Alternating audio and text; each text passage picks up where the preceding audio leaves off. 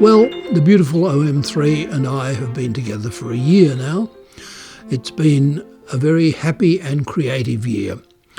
And amongst other things, I am working my way through the instruction manual, and I'm now up to page 219 in the 548-page manual. Now, I kid you not, it is 548 pages.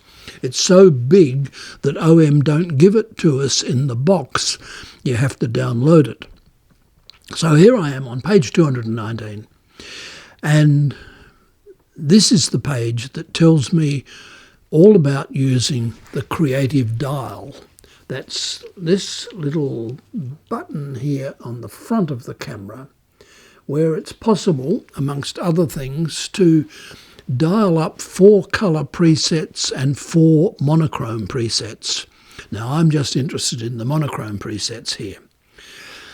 Little aside, usually when talking about these profiles created in the camera, people talk about film simulation. Now, I'm not the least bit interested in film simulation. Back in the analogue era, I used really any film to hand, whether it was Kodak, Ilford or Agfa. The only thing that I always insisted on was that the speed rating had to be somewhere between 100 and 200 ASA, or ISO these days. So I wasn't interested in using the creative dial to simulate any particular type of film, but I am interested in using it to simulate paper, because in the analogue era, the final part of the process for me always was making the print in the darkroom. And when it came to printing, there was only one paper that I ever used, and that was Agfa Brovira. Now, I imagine that there are people who puddled around in the darkroom in the last century who also used Agfa Brovira, and they used it for the same reason that I did, that amongst all printing papers, this one had special characteristics. And its principal difference from all others was the way it rendered blacks. Agfa Brovira blacks were rich, dense, and able to show the subtle variations of grading between various levels of dark grey and absolute black. And also the paper was good at producing quite a wide range of grey tones between absolute black and the paper white. So it was a special paper. It was easy to use in the darkroom, and the results were always gratifying. That's what I wanted to do with the creative dial. I didn't want to simulate a film, I wanted to simulate a paper, and that's what I set out to do.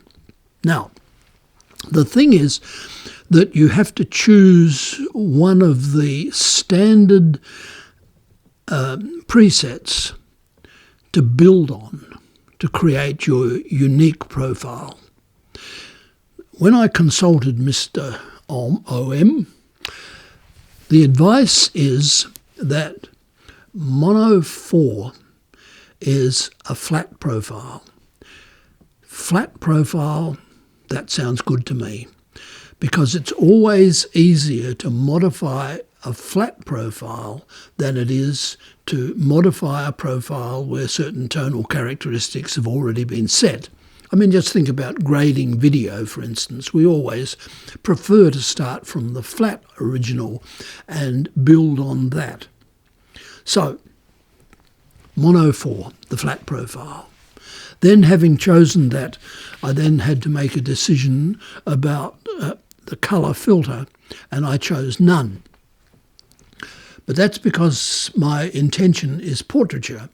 If your intention was landscape photography, you could set a red filter, a yellow filter, orange filter, whatever you would normally use for landscape photography. So that's pretty versatile. Then we come to the tone curve. Now the tone curve is the important settings where you set the characteristics of the profile. And what I've done is I have, after some experimentation, decided that shadows should be +3, midtones -2, and highlights -3. Then shading, 0, because that's only vignetting, who cares. Sharpness I've made -1 because that's always slightly more flattering for portraits. Contrast +2 because I wanted a fairly contrasty final product. Film grain off because I have never liked film grain. I didn't like it when I was developing film, and I don't like it applying it artificially, digitally. Seems pretty pointless and ridiculous to me. Then, looking at some of the other preset characteristics, I've set the ISO speed to 1600 because that's a fairly versatile speed. It's not so fast that I'm going to have a problem with noise, but it's fast enough that I won't have a problem with slow shutter speeds. Subject detection, this is a characteristic of the OM3 and some other cameras. The subject detection I've set to human for obvious reasons. It's for portraits. And then the exposure mode I've set to P. The exposure metering, full screen, and autofocus, full screen. The reason for doing this is because my intention is once all of these parameters have been set, I'm going to save them to a custom mode, in my case, custom 1. That means that I only have to turn the dial to custom 1 and all the presets are activated. So what I have created in a sense is an automatic camera. Now when I go out with the OM3, I look through the viewfinder, I see the subject in black and white, and I don't have to guess what how colour image might render in black and white. I have all of these presets in place, and I press the shutter button and the camera does the rest. The question is, how well does it do it? Well, let's go out into the wild and find out.